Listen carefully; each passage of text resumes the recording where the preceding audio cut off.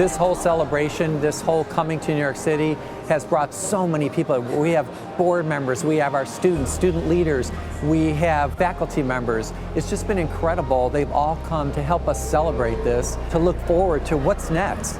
Basically everything we do at TCU is student-centered, and our whole goal is to make sure we're preparing these young minds, these men and women, to go out and lead the world. Whether they're here in Wall Street, or whether they're teaching a third grade class, or whether they're a nurse someplace in Alaska, they're all making a difference. In general, to all the frogs out there, I want to say, go frogs, lead on, and let's go forward to a great next 150 years.